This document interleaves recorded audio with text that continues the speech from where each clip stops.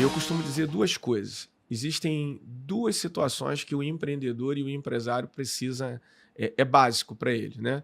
A primeira coisa é crescer, né? E acho que você tem que ter essa ambição de crescer e tal. A outra situação é você se sustentar.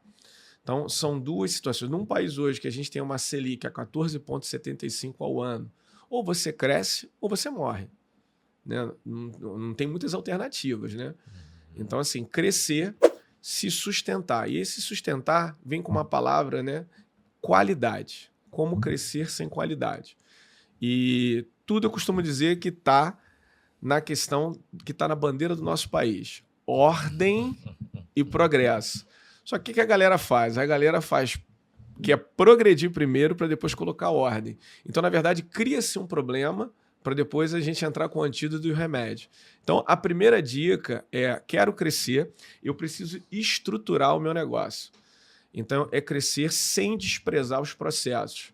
E aí, a sua empresa ela precisa ter processos estabelecidos nas diferentes áreas. Os profissionais de saúde, de um modo geral, eles têm 4 áreas que eles não podem abrir mão no seu negócio, se eles pretendem principalmente ter qualidade e principalmente escalar o seu negócio. O primeiro deles é a área comercial. Então você tem que não só contratar as pessoas certas com o perfil certo para aquela área comercial. Então não adianta você estar contratando para vendas, por exemplo, uma pessoa que tem um perfil, por exemplo, analítico, é um conforme estável. Essa pessoa ela não traciona da mesma forma que um influente dominante ou um dominante influente. Então, perfis comportamentais certos. Isso é importante. Contratação. Contratar certo. Segunda coisa nesse time comercial é ter processos de vendas bem estabelecidos. E esses processos bem estabelecidos, eles precisam ser estudados antes de ser implementados, de acordo com as características do público que você atende e aonde você quer chegar. Mas, mais que isso, testado e monitorado os indicadores. Não é só colocar um processo. Bota o processo, deixa ele lá e está tudo certo. Não, então a gente tem que ir testando. Às vezes a gente, de acordo com o público que nós temos na nossa região, a gente tem que mudar esses processos. Um outro pilar que eu acho extremamente importante para o profissional da área de saúde é que ele não dispense de maneira alguma que todos os processos de atendimento dele precisam ser precificados. Ele precisa, de alguma forma, ter processos estabelecidos e ter a precificação. Então, a gente tem pelo menos de 6 a 8 elementos aí para uma precificação. E as pessoas, às vezes, precificam apenas conforme o vizinho do lado precifica. A concorrência precifica. Ih, rapaz, isso aí é um caminho... Vocês aí da contabilidade sabem disso muito bem. Isso é um caminho tortuoso. É um caminho aí que leva muita gente a quebrar, inclusive. E olha só, as pessoas, por problema de precificação, conseguem quebrar... Olha a pesquisa que eu vou trazer aqui para você, Lex, para a galera aqui. Mergulhando nesse assunto, o setor de saúde... Obrigado. Gera no Brasil um faturamento de 900 bilhões de reais.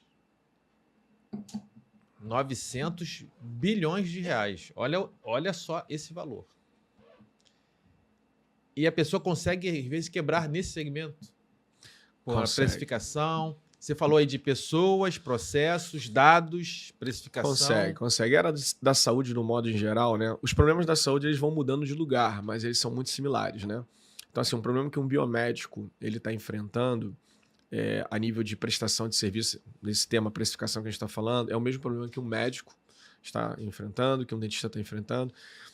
Essa estrutura da precificação ela precisa acompanhar a base do crescimento da sua empresa.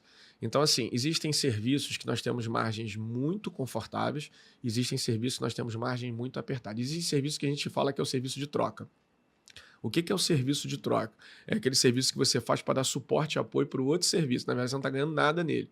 Né? Então, quando você, por exemplo, faz um raio-x digital numa clínica, faz um investimento de um aparelho, por exemplo, para poder você ter um diagnóstico mais preciso e ter assertividade no seu planejamento. Nesse momento aí, esse raio-x, se você já coloca como diferencial do seu atendimento, a expectativa de você ter ganhos aí não tem margem nesse serviço aí. Esse é um serviço de troca. Então, assim, na odontologia, na medicina, existem vários serviços de troca. E um dos erros mais comuns desses profissionais é não olhar isso. Então, eles estipulam a mesma margem, tá? Não fazem a conta devida e aí começam a prestar o serviço. E vendem muito e ainda assim estão com muita dificuldade em caixa. Por quê? Porque não tem lucratividade, não tem LL, lucro líquido. O lucro líquido no final ele não ocorre. Então, você está falando o seguinte: vender muito pelo preço errado é ruim. Com certeza. E a precificação ela deve ser de maneira independente para cada produto. Ou seja, Sim. se eu vendo o energético Energisa e a xícara, eu tenho que ter uma precificação desse, com a margem desse segmento de energético, e também olhar a xícara com a sua precificação devida e não estabelecer uma margem única para todos. Com certeza, esse é um dos erros que eu mais encontro nas consultorias ou nas mentorias. Primeiro, não precificar e depois estabelecer margens comuns a todos os serviços. O item mais comum que a gente encontra, a maior dor que a gente encontra, vamos dizer assim, é que, olha, eu precifiquei do mesmo valor que o meu concorrente A, o Joãozinho ali.